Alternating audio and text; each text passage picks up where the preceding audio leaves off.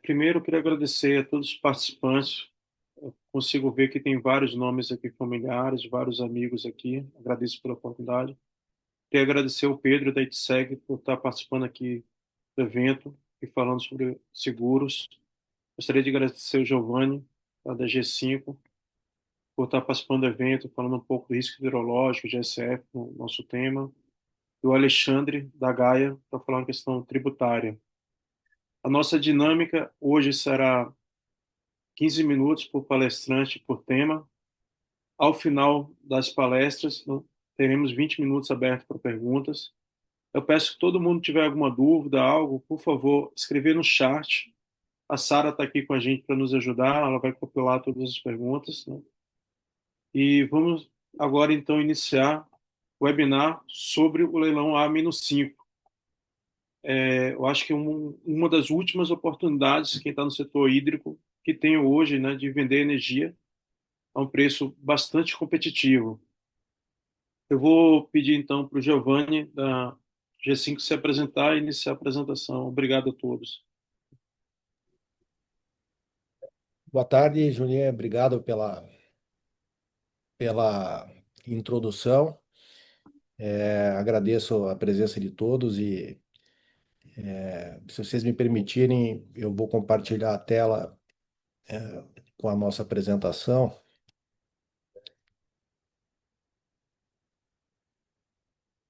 Eu só peço a confirmação que se estão vendo, acho que está tudo certo, né, Julinha?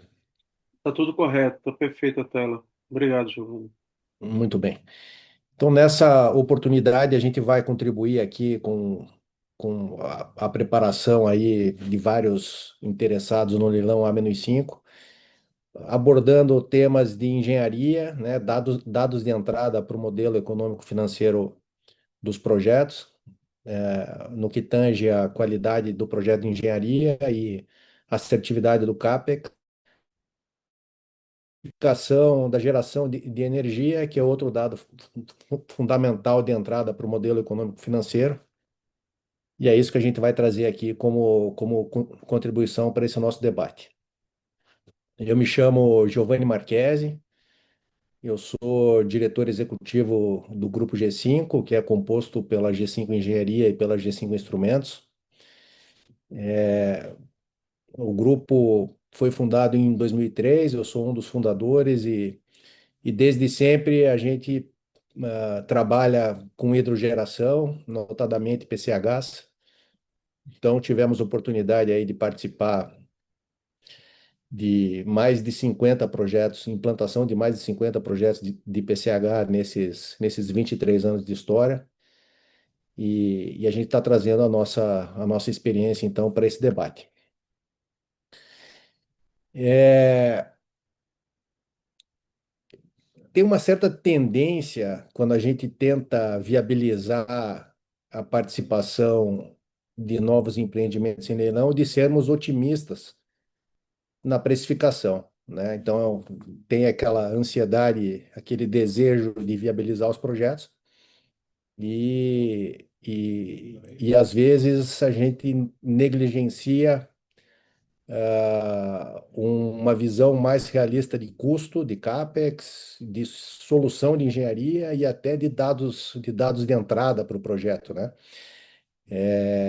Então, o nosso alerta aqui, a nossa recomendação é que o estudo de engenharia ele esteja bem embasado, né? Feito por empresas e profissionais competentes do setor, para que o projeto de engenharia reflita, quando da sua implantação, as condições mais próximas possíveis do que foi estimado na fase de leilão, né?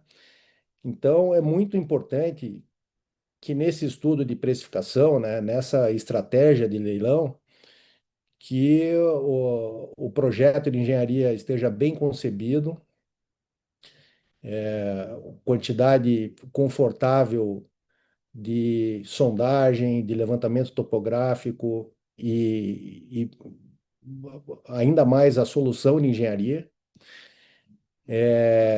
Somado a isso, um estudo bem feito de integração entre disciplinas, né? Então, um projeto de usina hidrelétrica engloba não somente disciplina civil, mas também eletromecânica e tem uma interface importante entre essas disciplinas. Então, esse estudo, essa matriz de risco bem estudada também pré-leilão, para que o orçamento esteja o mais completo possível, né?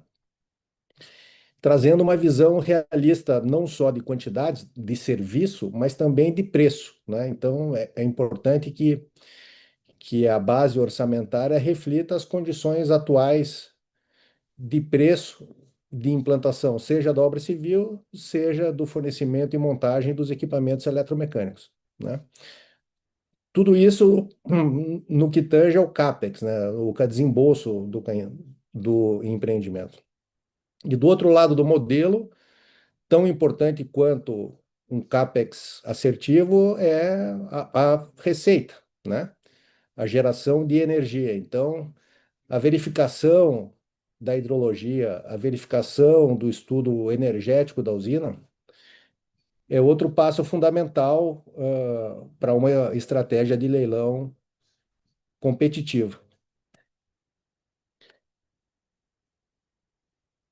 Então, a boa prática recomenda que os projetos tenham uma quantidade suficiente de dados de sondagem e de topografia. A gente sabe que diversos empreendimentos estão localizados hoje em geologias que são desafiadoras tecnicamente, e isso impacta diretamente nas soluções de engenharia e nas soluções de fundação, arranjo de estrutura, o arranjo da usina como um todo. E essas definições de engenharia são recomendáveis que sejam implantadas em modelos tridimensionais, para trazer justamente uma assertividade no levantamento de quantidades, né? Uma vez os dados de entrada bem feitos, bem interpretados, né, por uma equipe de engenheiros experiente, isso compilado numa planilha orçamentária, o próximo passo é a integração entre a obra civil e os diversos equipamentos eletromecânicos da usina, né? Seja para a estrutura de desvio, seja para a tomada d'água, seja para o vertedor, se for uma solução de vertedor controlado, e a própria casa de força, o circuito de geração como um todo.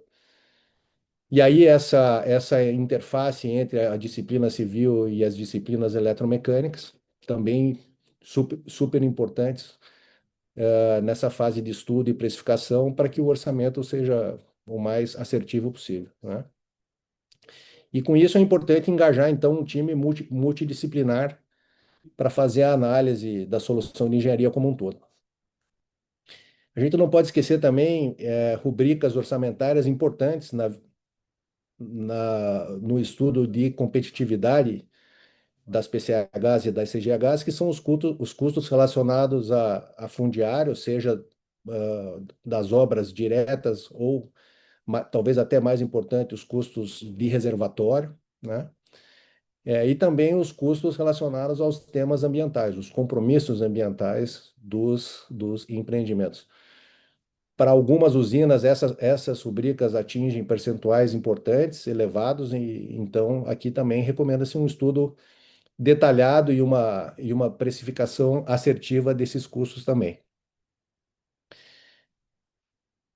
Um outro tema super importante, e para algumas usinas, fator decisório de viabilidade ou não na participação nesse futuro leilão, são os custos relacionados à conexão elétrica, né?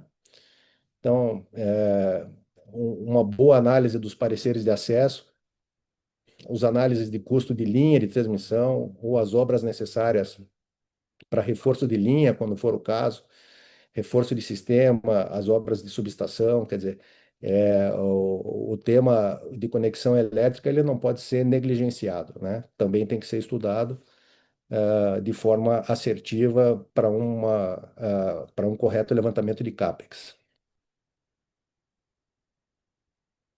Então, até aqui a gente estava falando de dados de entrada para a estimativa de investimento, né? E do outro lado, as receitas, que são fruto do estudo energético. Então, aqui também é prudente uma certificação da geração de energia da usina, né, durante o período de concessão. Então, uma certificação da hidrologia, uma certificação das perdas de carga, das perdas elétricas, é, e tudo isso refletindo, então, na geração de energia, porque tem impacto direto no modelo econômico-financeiro e, consequentemente, na TIR e, consequentemente, na estratégia de leilão. Uma vez tendo um CAPEX bem estudado, assertivo, né, que dê segurança ao investidor para fazer o seu compromisso de longo prazo no leilão. E também uma assertividade na geração de energia, na receita do empreendimento. Um terceiro fator importante para o modelo econômico-financeiro é a curva de desembolso. E aqui também recomenda-se trazer uma estratégia de implantação realista, né, para que o acionista, o investidor, esteja preparado para fazer frente ao que são as parcelas de equity puro e também, no caso dos empreendimentos, que no nosso entendimento é a grande maioria, que fazem captação de recursos, os dados da curva de desembolso também são fundamentais para os compromissos financeiros da implantação do empreendimento. Uma vez essas variáveis bem mapeadas, né, chega então o momento de elencar riscos e oportunidades do negócio, né? Então, é aqui aonde muitas vezes se vislumbram otimizações de engenharia que podem gerar redução de CAPEX e consequente aumento de competitividade dos empreendimentos. E muitas das vezes esses estudos só se viabilizam depois que o empreendimento teve que sucesso no leilão. Então, pré-leilão, às vezes, são levantados os riscos e oportunidades do negócio, para que, então, no próximo passo, o investidor se motive a fazer um investimento na busca desses riscos e oportunidades. Então, é importante elencar isso, porque isso faz parte, então, da receita de estratégia de leilão de cada grupo investidor, né? Da mesma forma, os riscos, né? Então, tem alguns empreendimentos, quer dizer, todos, né? Tem sempre risco associado. A gente está falando de empreendimentos complexos, né? Então, são usinas hidrelétricas, né? Multidisciplinares, com todos os desafios que os agentes do setor aí conhecem. Então, é muito importante trazer para a estratégia do leilão os riscos e oportunidades mapeados para cada empreendimento. E aí a gente tem a- o carroteiro, vamos dizer assim, de uma participação técnica assertiva para uma estratégia de leilão. Então, o primeiro passo, fazer uma engenharia que dê conforto técnico para o investidor, uma engenharia verificada, com preços realistas, com quantidades assertivas, seja de obra civil, seja de custos de equipamentos eletromecânicos, englobando custo fundiário, custo ambiental, conexão elétrica. Do outro lado, uma verificação, então, da geração de energia, trazer isso para um modelo econômico-financeiro.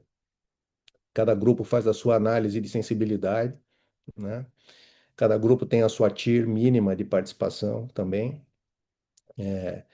E aí, com esse estudo bem feito, com o apoio de uma engenharia consultiva competente, definir os riscos e oportunidades do negócio e traduzir isso numa estratégia de leilão, né?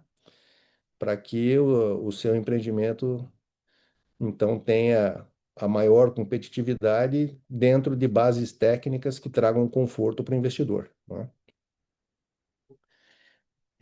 Aqui eu tinha deixado um tempo para dúvidas, mas a dinâmica do nosso webinar é que as perguntas serão feitas ao final, então eu vou passar aqui adiante.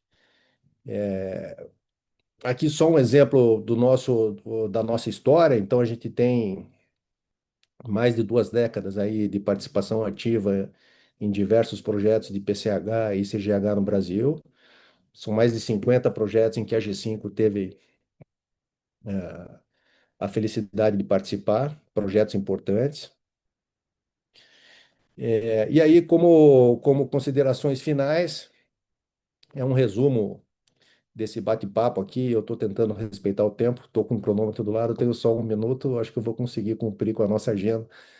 Mas a recomendação de fazer, então, uma engenharia bem feita para trazer conforto para o investidor, né? Números realistas, e não aquela tendência de ser otimista nesse momento para viabilizar o projeto, o que acaba se transformando, muitas das vezes, em um problema na hora da implantação.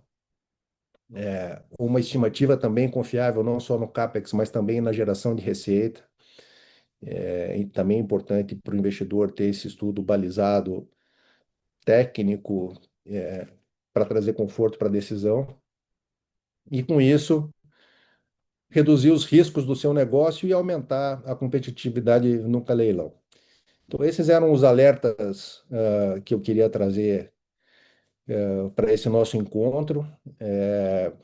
Ao final aqui, será aberto um tempo para perguntas, então, obviamente, eu fico à disposição.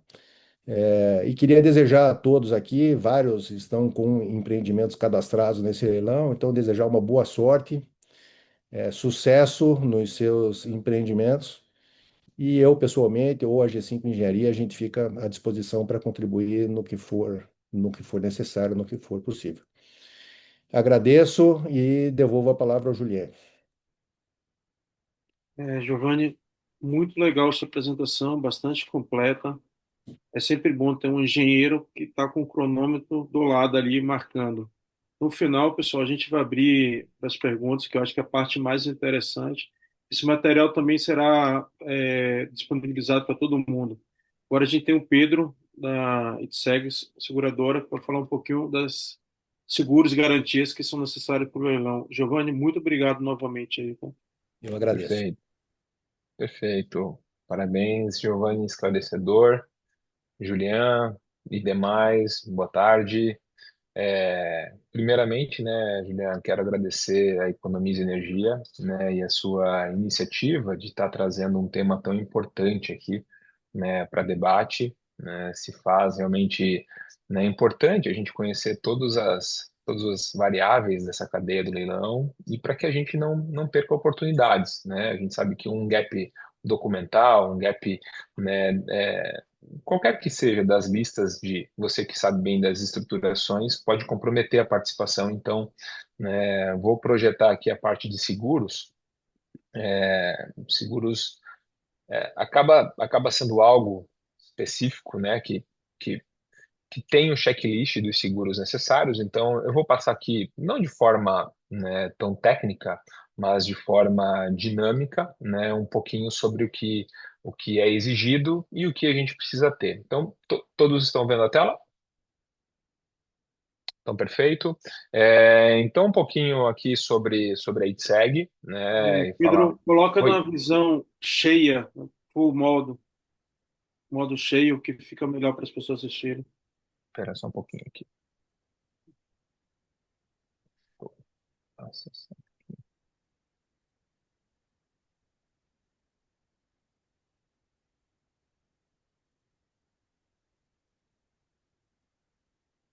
espera só um pouquinho aqui. Tá. Fica na parte de visualização. Se não conseguir, não tem problema. Não está ficando, Juliano. Então vamos seguir. Obrigado, Pedro. Desculpa. Imagina. Vou tentar aqui de novo a última vez. Eu vou tentar aqui de novo e vocês me dizem se ficou.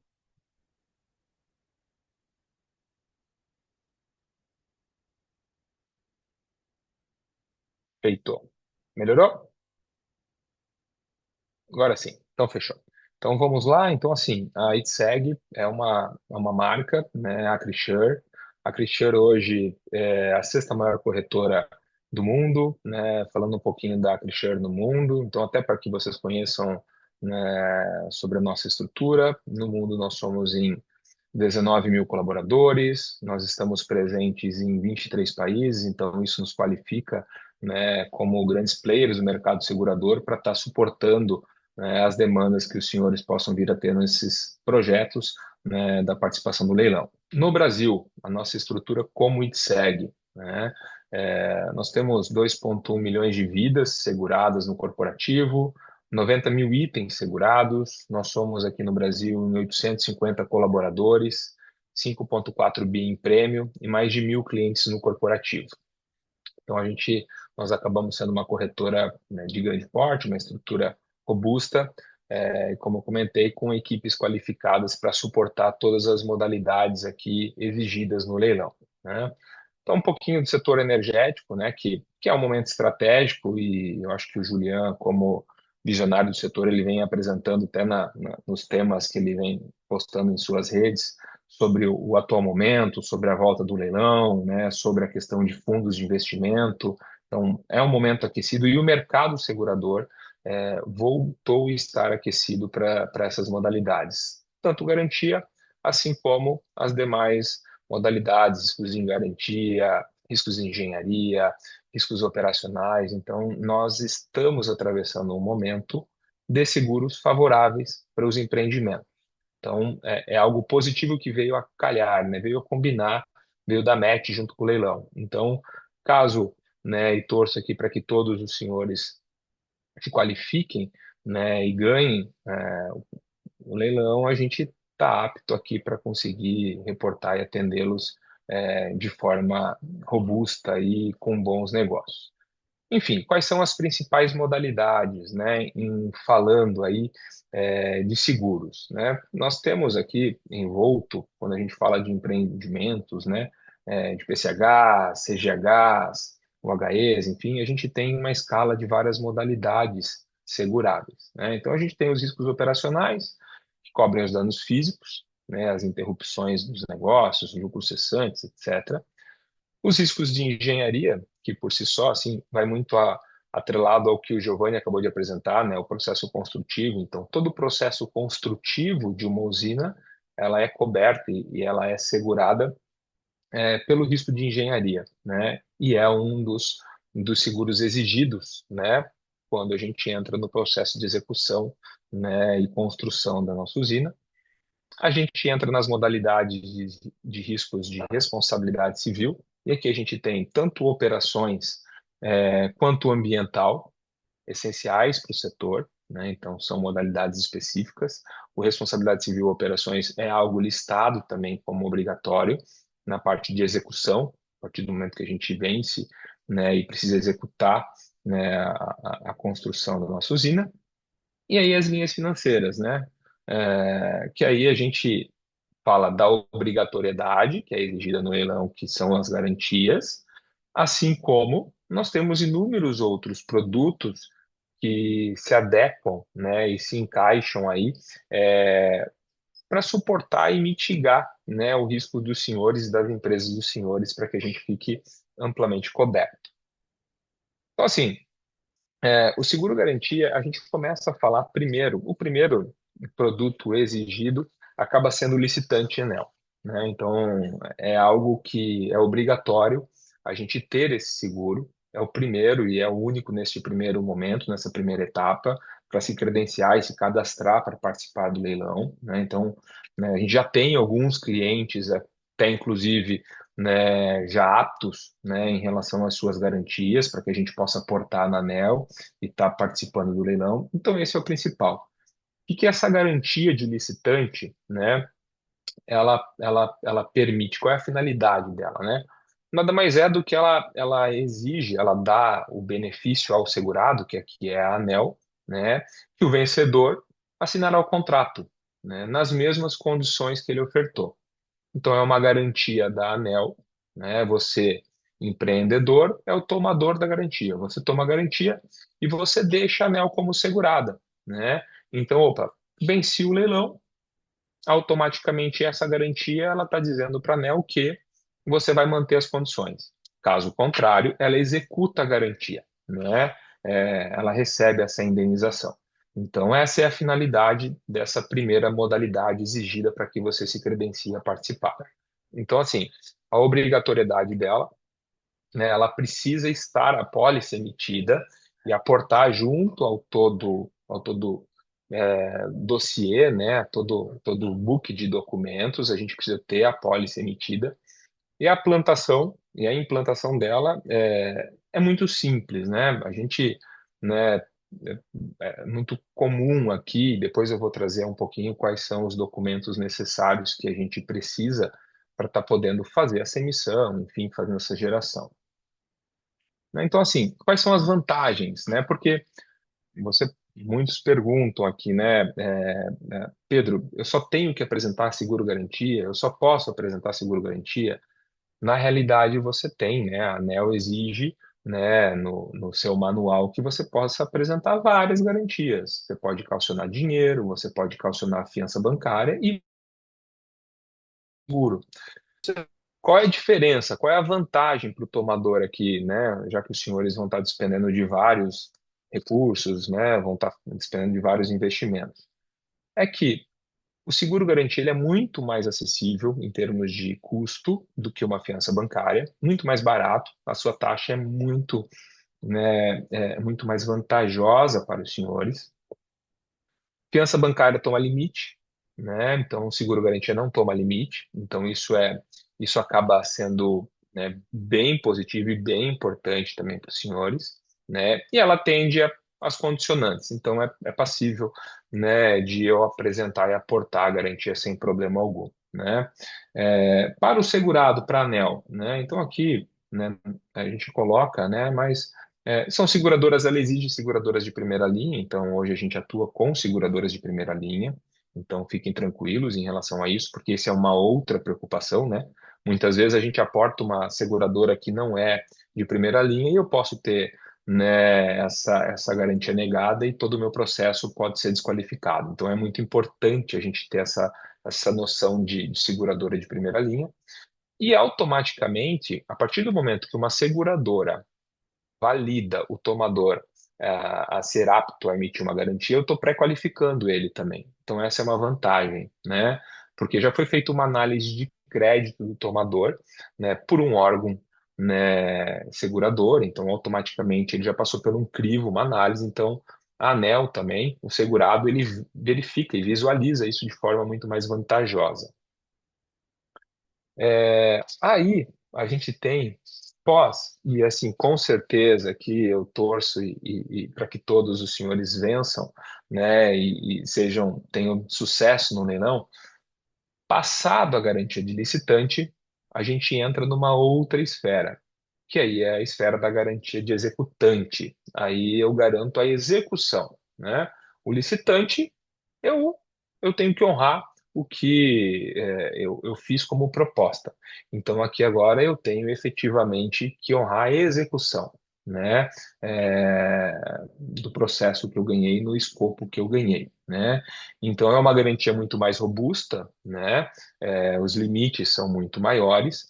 E aqui é muito, muito vantajoso para os senhores em virtude, e assim, né, vários dos senhores aqui, eu já estava olhando aqui nos nomezinhos dos participantes, a gente já conseguiu fazer projetos juntos, né? E a gente conseguiu ter um ganho competitivo em termos de homologação, em termos de confecção de seguros garantias, né?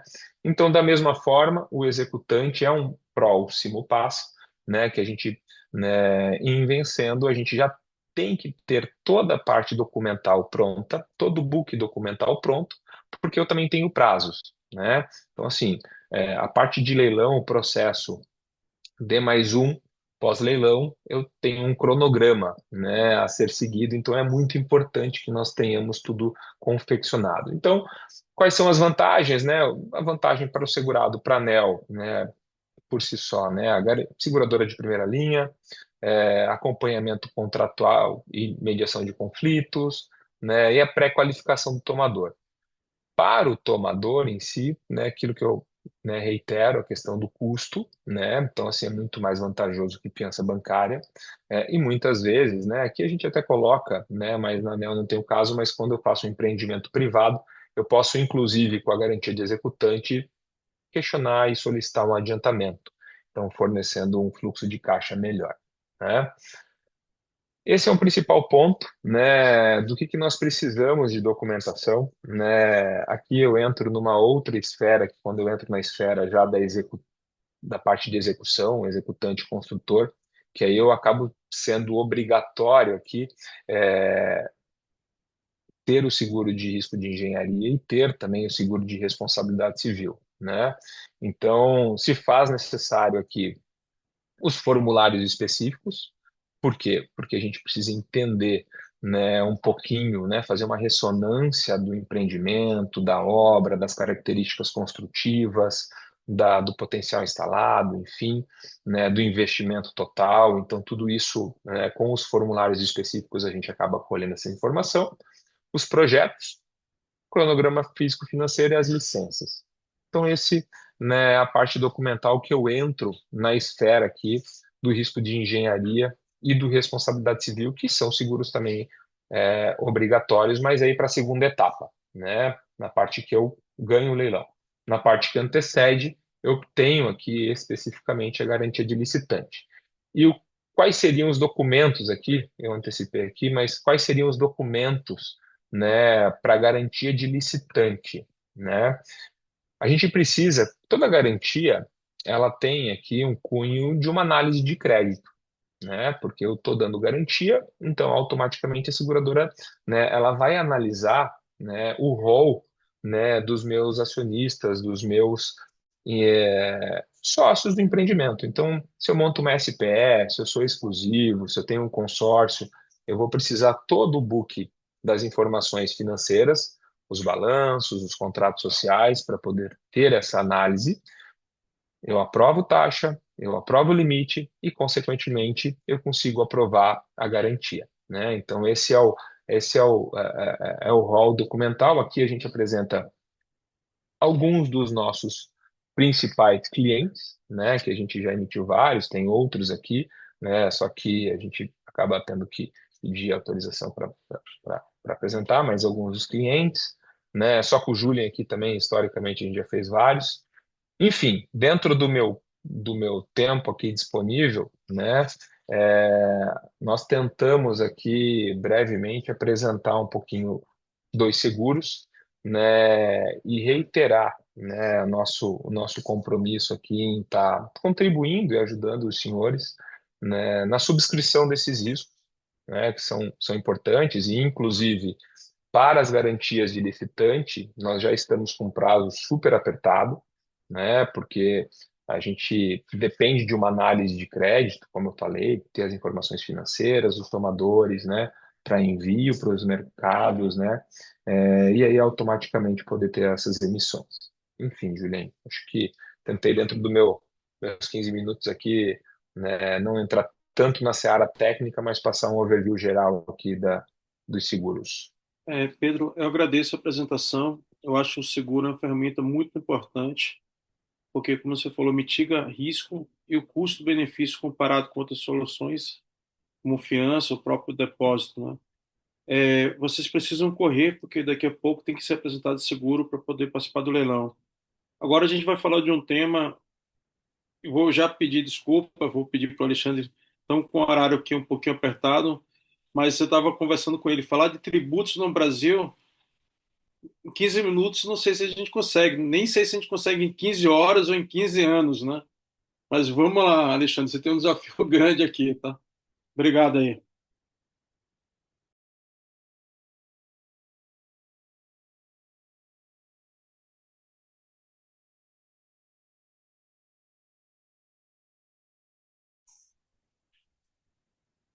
Tá com o microfone desligado, Alexandre.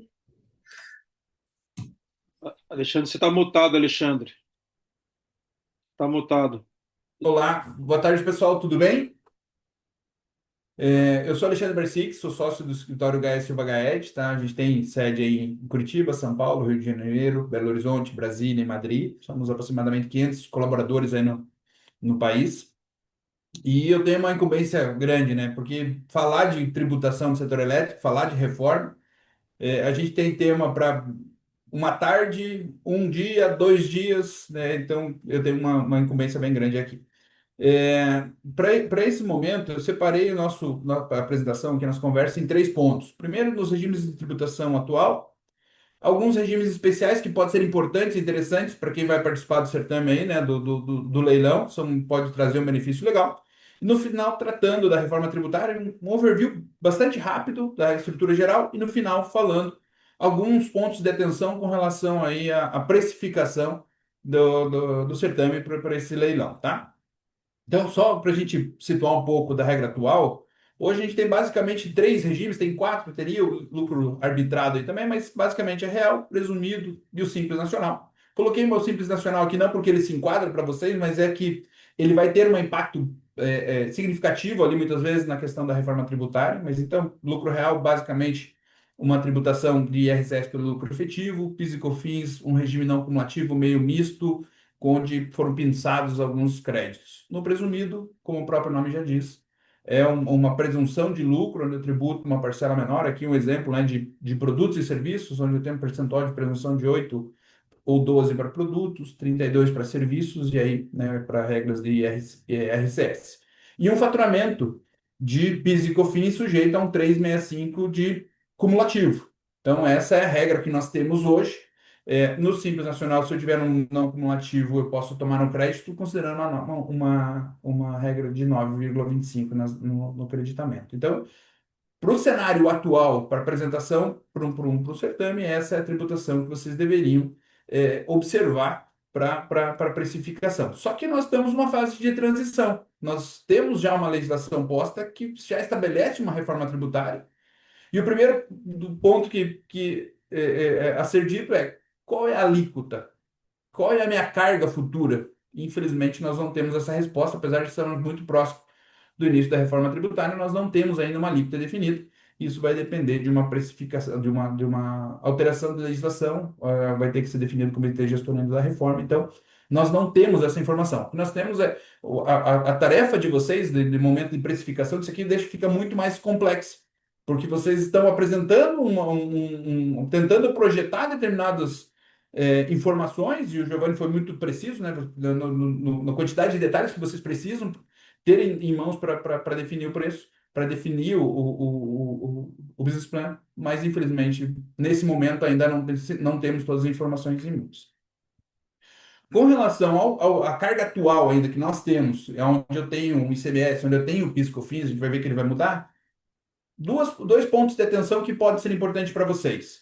A gente tem observado que quando as empresas vão fazer um investimento, é possível que elas façam pleitos para o Estado ou para o município, como uma forma de reduzir a carga tributária, como uma forma de reduzir o desembolso. E eu trouxe 2 exemplos de pleitos que podem ser realizados em função dos investimentos. Primeiro, o ICMS, diferimento ou isenção, e aí em quais casos o Estado costuma dar? Nas importações, né, ele consegue desonerar aquilo que é importado, que vem do exterior para eles, então é possível fazer um pleito em função dos investimentos que as importações sejam desoneradas. Por que isso é importante? Porque muitas vezes vão passar a acumular crédito e isso vai virar custo para vocês. O segundo são com relação às aquisições internas. Dentro do próprio Estado, eu posso, em função do volume, pedir para que seja um diferimento ou uma isenção dentro do próprio Estado. Ou ainda o diferencial de alíquota, que é aquele ICMS que eu pago quando eu vou comprar um produto de um outro estado, vamos pensar São Paulo para o Paraná, 12%. No Paraná, como tem uma alíquota maior, ele vai cobrar uma diferença do adquirente. Então, isso o Estado também pode conceder um benefício, dependendo da sua regulamentação interna. Mas é possível que vocês façam esses pleitos em função de investimentos. Um outro ponto é o ISS, Imposto sobre Serviços. Aqui a gente tem 2 pleitos possíveis. Alguns municípios já têm isso na própria legislação interna, outros não. Então, serviços de construção. O que a gente vê que é um ponto de atenção? Dedução de materiais da base de cálculo. Alguns trazem, outros não trazem, outros trazem o limite fixo. É possível, em função dos investimentos que estão sendo realizados, se pleitear uma diferenciação. Aí a gente chama um TTD, um tratamento diferenciado específico para esse setor, tá? Para o empreendimento de vocês. E na questão de também, que envolve muitas vezes, sessão de mão de obra. Então, alguns municípios já permitem a dedução de salários em cargos da base de cálculo do ISS na seção de mão de obra, outros não. Muitas vezes isso está lá na subcontratação ou na pessoa, na empresa que foi contratada para fazer a construção. Mas é importante que vocês tenham isso em mente, porque pode ser que isso seja repassado no preço para vocês no momento da contratação do serviço de construção. E aqui agora, passando especificamente, então, estamos falando até agora da tributação atual e o que eventualmente a gente pode pedir de diferente. E o que muda na reforma tributária? Então, eu vou passar rapidamente aqui para as principais alterações que se tem com relação à reforma tributária, como vai ficar a tributação. Então, primeiro, unificação de tributos. Hoje eu tenho PIS e COFINS, vira CBS, Contribuição sobre Bens e Serviços. Tem ISS e ICMS, vira IBS, Imposto sobre Bens e Serviços, CBS federal, IBS e CBS dos municípios. Tem o seletivo e Zona Franca de Manaus, IPI, que eu não vou tratar nesse momento, porque acho que não vai impactar vocês. Um outro ponto é uma incidência ampla. Hoje existe uma dúvida, né? É produto, é serviço, sobre qual que incide sobre o quê? Nesse caso, na reforma tributária, tudo vai ter sujeito IBS e CBS. Tá? Vai sumir essa briga se é sapato, se é sandália, o famoso Crocs lá. Tá? Então, todos eles vão estar sujeitos a uma única tributação. Uma legislação unificada e um cálculo por fora. Então, vai reduzir bastante essa legislação e vai também tirar essa questão de hoje, se você colocar o cálculo por dentro para cálculo de tributos. Não vai ter mais. Isso vai ser uma tributação por fora. Você vai apresentar o preço e sobre esse preço é que vai ser calculado os tributos. Um segundo ponto que tem bastante alteração, eu falei no início lá sobre PIS e COFINS, que ele é não cumulativo. Só que ele é uma não cumulativa relativa, porque o legislador escolheu quais eram os insumos, os produtos que vão me dar direito a crédito. Na reforma tributária, a não cumulatividade é ampla. Então, a regra é o crédito. Tem uma exceção pequena lá, que são bens de uso e consumo pessoal, né, quase que material, dentro do contexto como um todo. Então, tudo que vocês comprarem vai te dar direito a crédito. Então, esse é um aspecto bastante importante. Limitação de benefícios fiscais. Hoje, quando a gente vai partindo para empreendimentos, investimentos, semelhantes ao que estão ocorrendo nesses leilões, a gente tem uma série de benefícios fiscais. Então, por isso que eu falei, olha, esse é o momento da gente pleitear o ISS ou o ICMS, porque ainda estamos na vigência dele. Após a vigência do IBS-CBS, a gente tem uma limitação da concessão de benefícios. Por quê? Porque a gente vai ter uma uniformidade de alíquotas. Todas as alíquotas, tirando regimes especiais específicos, vai ser a mesma alíquota. Então, o sapato, a TV, o notebook, todos vão ter a mesma alíquota. Então, isso dificulta uma concessão de benefício. E uma outra mudança importante eu passo a pagar o imposto para o destino, onde está o tomador, e não mais aonde está o remetente, que é uma regra que a gente tinha no ICMS. Então, essa é uma mudança também importante na regra tributária. Imposto seletivo, a gente tem aí o imposto do pecado, né, que são sobre temas prejudiciais à saúde, mas a gente não vai entrar nesse mérito, mas sabendo que tem. Então, a gente analisou, por exemplo, para as térmicas, a gente vai ter um impacto grande de imposto seletivo para as térmicas aí. Então, essa é uma ponderação. Como que está essa transição? E isso que é importante para vocês. Vocês estão apresentando, analisando agora, olhando para custo, olhando para uma legislação atual. E quanto tempo isso vai durar? Então, nós vamos sair de 2026 até 2032. 2026, uma alíquota teste, que basicamente não vai ter efeito financeiro nenhum, porque o que eu pago de IBS, CBS, eu vou descontar de PIS e COFINS. 2027, a primeira alteração significativa, sai PIS e COFINS e entra CBS, então aí começa de fato. E aí, 28 em diante, começa a sair o ICMS até 2032, o ICMS passar a vigorar de uma forma completa. Tá? Então, a IBS extingue o ICMS e ISS, e aí eu fico 100% com o IBS. Tá? Essa é uma mudança. Então, essa é a regra de transição, e cada momento disso vai mudar uma precificação. Seja da pessoa que você contratou, vai da importância de fazer um contrato, olhar para as regras, as cláusulas e tributos nessa contratação, sobretudo da construção. E quais são os impactos agora na precificação que vocês precisam ter? E esse, né, o meu último slide aqui.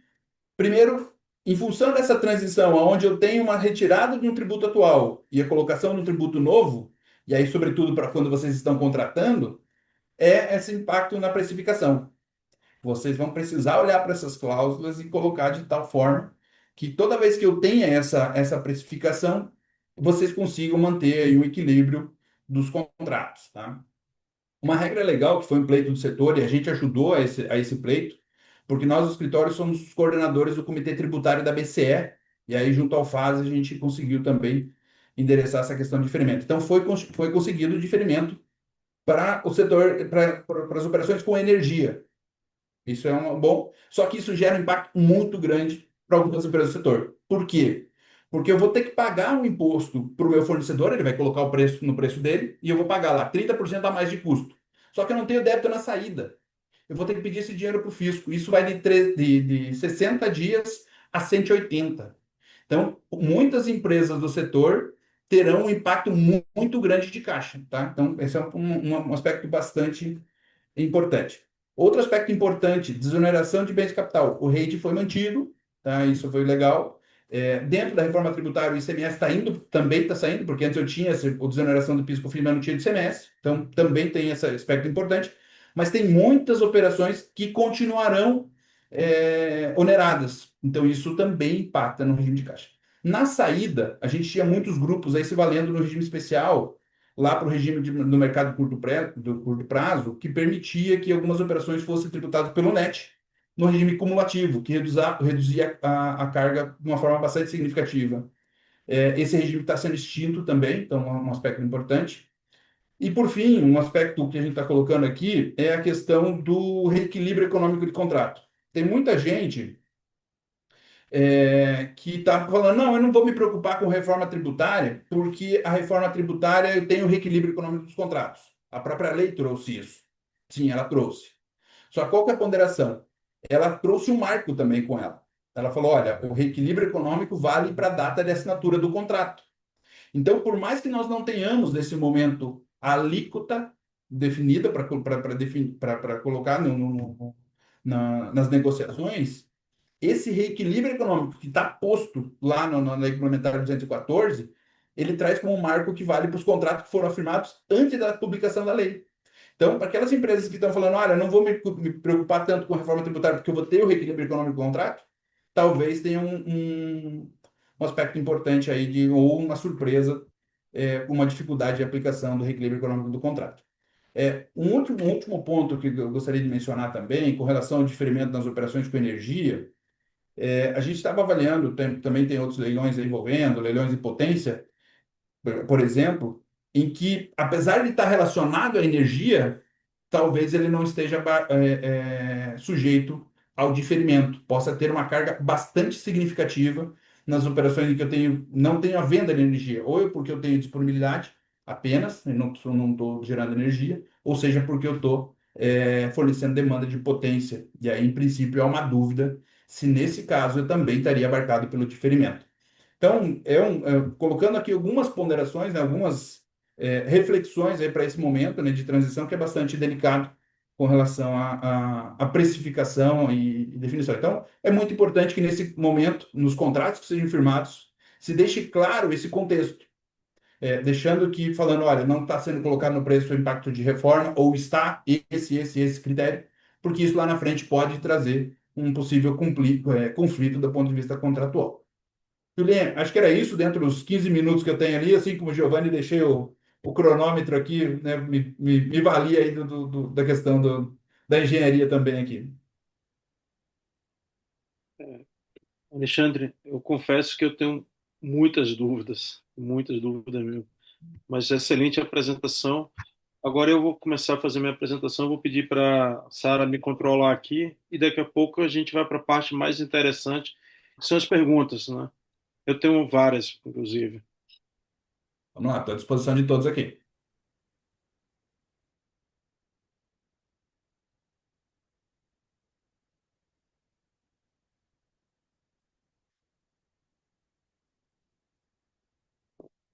A nossa empresa economiza energia. Somos 5 sócios, cada um com uma especialização. Eu sou formado pela Católica, fiz IBMEC, atuo no setor de energia há mais de 30 anos. Comecei minha carreira profissional numa empresa chamada Solar Brasil. Depois eu fui para a Braskem, que vocês já conhecem atualmente como Brookfield. Tem o meu sócio Emilson, ex-BNDES, o Naido, ex-Banco do Brasil, né? O Heitor, que está participando aqui, né? Ex-Banestado. O Spinello, acho que todo mundo conhece, um grande parceiro, um grande amigo, né? Copel.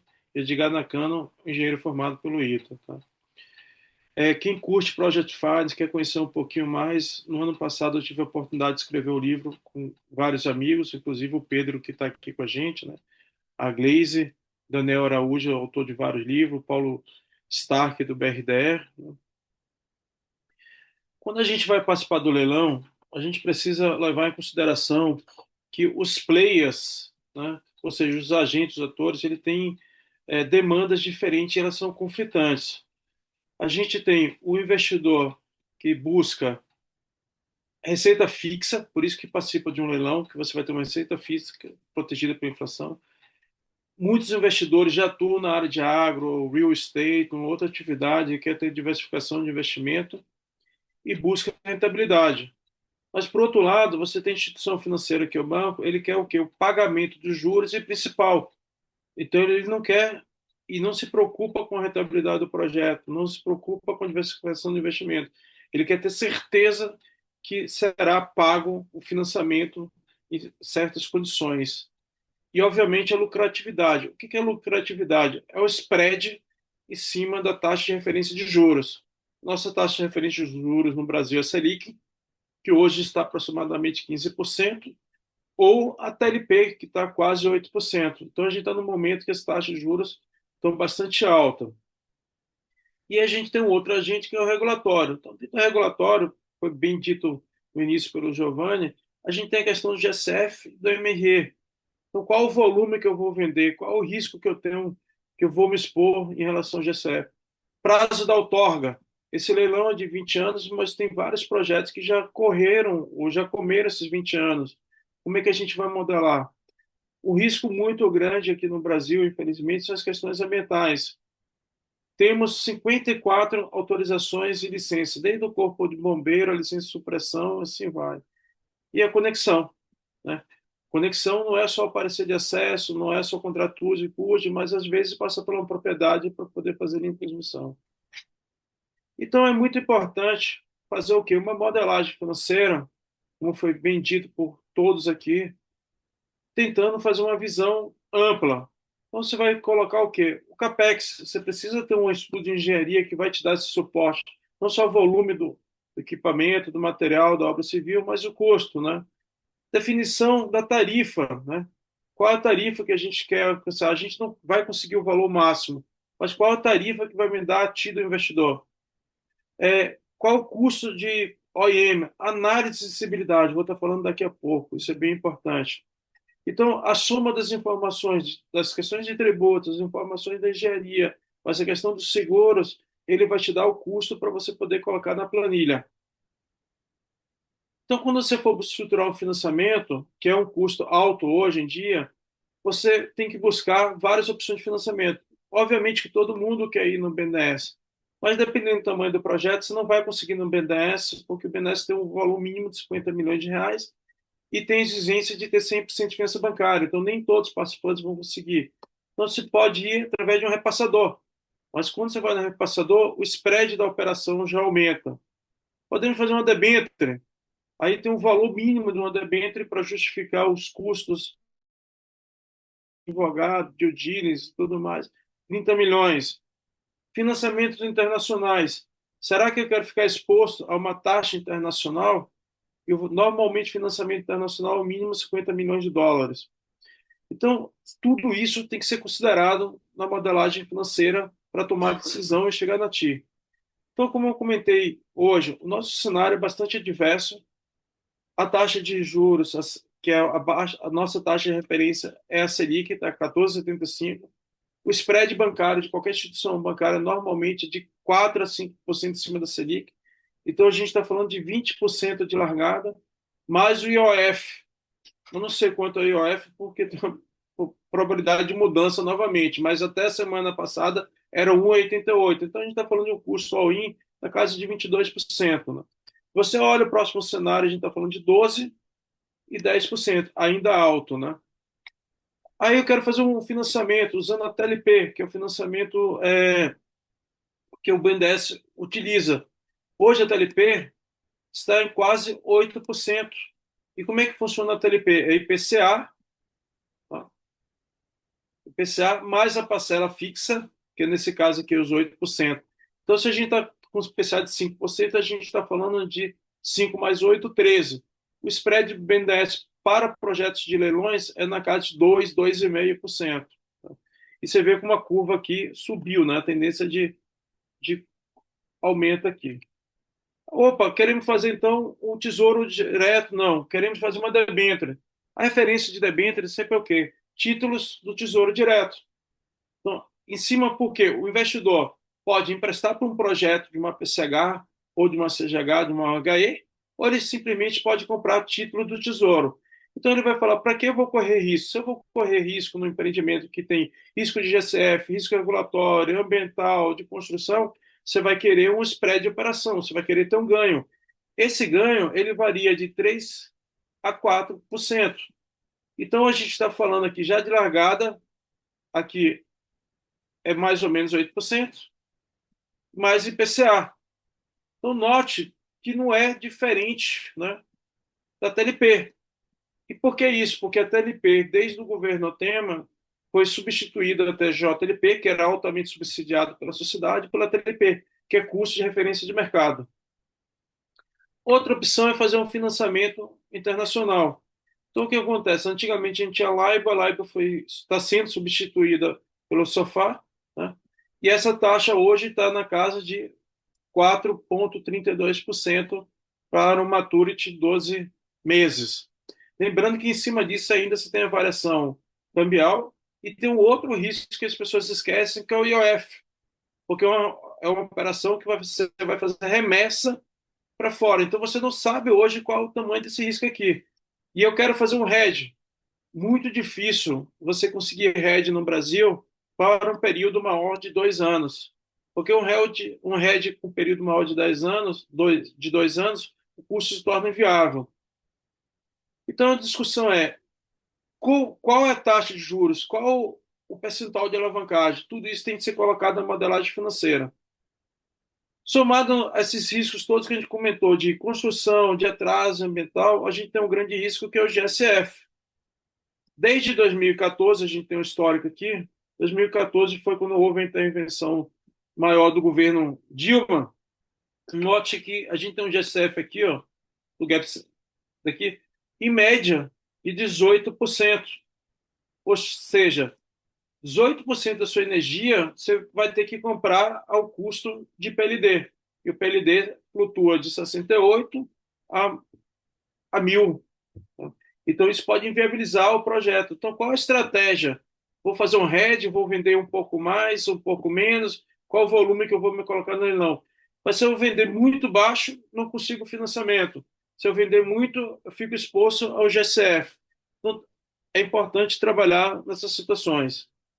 Então, quando a gente faz a modelagem financeira, a gente precisa de uma empresa de engenharia que dê o suporte para validar a volumetria, o CAPEX, a questão da garantia física. A gente precisa de um apoio de uma empresa tributária para dizer a questão dos tributos, os benefícios de rede.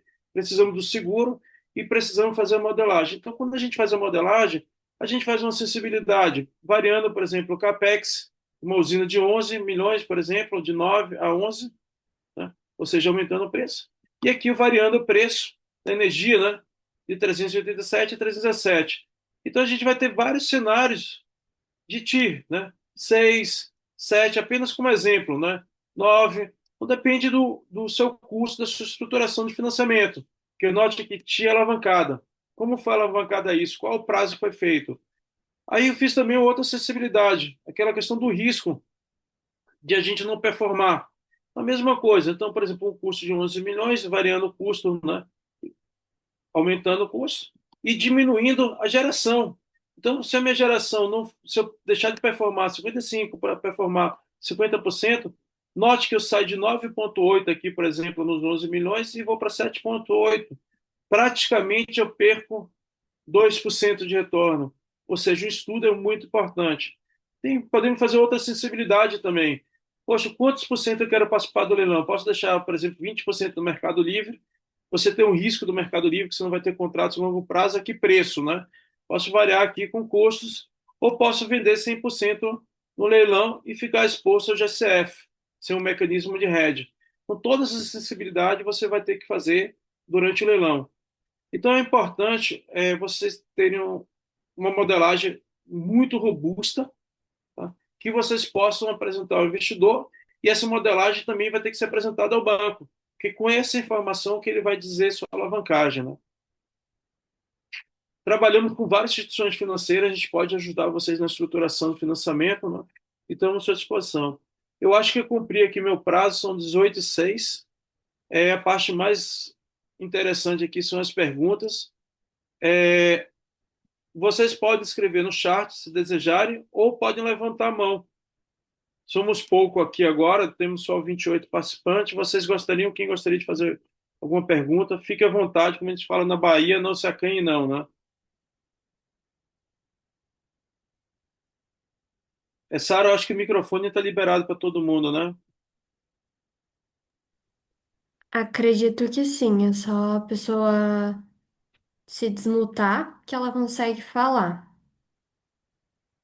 Eu tenho uma pergunta, então, enquanto o pessoal está pensando aqui. Giovanni, uma coisa que me preocupa muito é a questão dos custos variáveis nas obras, como, por exemplo, diesel, aço, e concreto. Foi algo que estourou, eu vi várias obras tendo um overrun. Como é que você faria para poder se proteger desse risco, desse custo variável? Qual seria a dinâmica aqui? Uma das estratégias de custo de construção para mitigar a variação de aço, cimento e diesel é, na contratação do empreiteiro, praticar para esses insumos o preço garantido, que a gente chama. Então, primeiro a cotação, dependendo do porte do investidor e do empreiteiro que vai fazer a obra, a cotação do aço, do cimento e do diesel pela construtora ou pela SPE, né, pelo empreendedor que vai fazer a usina. Aí já tem, às vezes, diferença de preço e a adoção da regra de preço garantido, que é preço de mercado mais uma variação de sensibilidade que o investidor faz. Se ao longo da construção da obra esse preço ficar abaixo, o ganho é do construtor, vamos dizer, nessa metodologia. Se o preço sobe, aí o ganho é do empreendedor. É uma forma de travar preço, isso tem que estar regulado no contrato do empreiteiro, né? Mas é uma das sistemáticas que a gente faz para mitigar a variação de aço, cimento e óleo diesel. Ah, perfeito, né? Eu queria aproveitar e perguntar também para o Pedro. Pedro, sempre me pergunta se o custo de seguro é alto, né? Como é que a gente consegue calcular um seguro assim? Eu sei que depende do risco, tem um estudo de análise financeira, mas em média, um seguro garantia para leilão, qual seria tem algum percentual, tem alguma regrinha? Bom, legal, boa pergunta, Islian. Sempre é muito importante aqui para a precificação o poderio financeiro, né, a robustez financeira do tomador, né? Quando a seguradora ela analisa, né, primeiro ela vai analisar as condicionantes técnicas, depois ela vai analisar, né, a robustez financeira do tomador para precificar. As taxas elas reduziram bastante em relação às garantias, então nós estamos falando aqui de uma taxa, vamos lá, vou dar um chutômetro aqui, né, em torno de podendo chegar de 0 a 15 até 0,50. Então, assim, ela é muito variável, porque se eu tiver uma robustez financeira interessante, né, eu vou ter uma agressividade, tá? Em relação a risco de engenharia, vai depender muito das características construtivas, tá?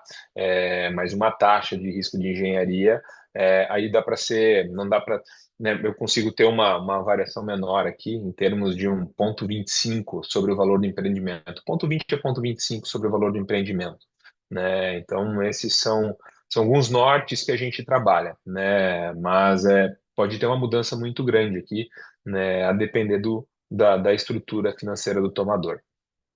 Não sei se eu respondi, é difícil a gente precificar, né? Mas depende muito também, a gente comenta sobre o nível de informação que nós passamos, né?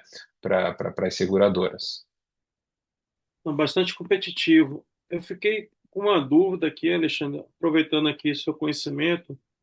Pelo que eu entendi do material, basicamente está tendo uma unificação dos impostos, né? E é uma questão da mudança das bases. Mas todo mundo precisa agora fazer uma modelagem financeira e tem que ter alguma premissa. A gente sabe que aqui no Brasil até o passado é incerto, né? Mas eu entendo que a metodologia é assim, hoje, por exemplo, o PIS/COFINS no lucro presumido é 3,65. A gente manteria o 3,65 PIS/COFINS, só vai mudar o nome. É isso por enquanto? É, Simplificando? não, Julián, Não, infelizmente não, tá? poxa vida. A reforma tributária, um dos objetivos dela é a simplificação, mas antes de simplificar, ela vai bagunçar e bastante ainda, tá? Por questões de transição. Mas com relação à alíquota, ela então unificando, e CBS vira o PIS/COFINS vira CBS, e o ICMS e o ISS viram o IBS. E a carga, que hoje, por exemplo, você deu o exemplo do lucro presumido, que era 365, a expectativa é que a CBS vá para uma carga de 12. Então, é um aumento bastante significativo. A carga total, a última, né, que você tem uma informação oficiosa por parte do governo, é entre 27 e 97, 28%. Estamos falando de uma alteração bastante significativa. A questão de eu ter uma alíquota única para tudo simplifica muita coisa, mas ainda assim eu vou ter que olhar para uma série de legislações específicas com relação ao estado de destino. Mas há um impacto bastante grande. E no setor, por conta dessa questão do diferimento, onde eu não vou colocar o IBS e CBS no meu preço final do meu cliente, eu muitas vezes, se eu não tiver abarcado pelo REID ou por uma outra desoneração, eu vou ter que pagar para o meu fornecedor. E eu vou pagar 30% a mais para o meu fornecedor e vou ter que pedir esse 30% a mais, porque a não cumulatividade me garante isso, e há na legislação a possibilidade de eu pleitear isso perante o governo, né, o comitê gestor, eu vou poder me ressarcir desse valor. E também um ponto positivo é que ele vai ser atualizado pela Selic, diferente do que a gente tem hoje dos ressarcimentos em alguns tributos. Mas, para algumas empresas do setor, a exemplo das térmicas, onde eu tinha uma desoneração de carvão pelo PIS/COFINS e pelo ICMS, e eu deixo de ter isso, passo a ter que pagar, por exemplo, por esse insumo, o impacto é bastante significativo. Então, vai se ter um aumento bastante significativo no desembolso de caixa. O que a gente está vendo é que, quando eu consigo repassar no preço, então pensa quem está fornecendo para o setor elétrico, ele vai conseguir manter pelo custo dele, vai tirar o PIS e COFINS do 365 e vai colocar a alíquota nova do IBS e do CBS. Então, se ele conseguir repassar no preço, eu não vou ter um aumento de carga. E tem quem está comprando, ele também, como ele vai conseguir tomar crédito de tudo isso, muitas vezes ele vai conseguir não ter o impacto de carga, né? Porque aquilo que eu paguei a mais para o meu fornecedor, eu vou tomar crédito. O ponto é que muitas vezes esse descasamento de caixa entre eu pagar para o meu fornecedor e pegar de volta do fisco pode ter um prazo aí de até 180 dias e com uma Selic aí de 15% ao ano, é um volume bastante significativo que pode impactar as empresas aí. Não sei se eu respondi a pergunta aí, Juliane. Você me respondeu minha pergunta. Eu confesso que eu estou bem preocupado. Não sei se os demais que estão aqui assistindo o webinar ficaram preocupados e querem aproveitar um pouquinho o conhecimento do Alexandre aqui. Pessoal, aberto a perguntas. Nossa ideia é encerrar aqui daqui a 6 minutos o webinar. Fiquem à vontade e não se acanhem, não. Se alguém quiser fazer alguma pergunta. Juliane, se não tiver mais dúvida, como a gente está num fórum aí que deve ter bastante gente do setor, tem dois outros pontos que impactam o setor que pode ser interessante para outras empresas. Então, se não tiver um impacto, eu gostaria só de tratar de dois aspectos aí com relação ao setor elétrico ainda. Acho que a gente não tem outra pergunta, né, Juliane? A menos que você tenha alguma outra aí. Pode seguir, Alexandre, agradeço. Essa transição, a gente tem no setor muitas empresas que estão agora e tem alguns leilões aí de, de, de, de transmissão que podem ser impactados, porque nessa transição, quem tem saldo credor de PIS e COFINS vai poder usar lá para a CBS que substituiu que está substituindo o PIS e COFINS.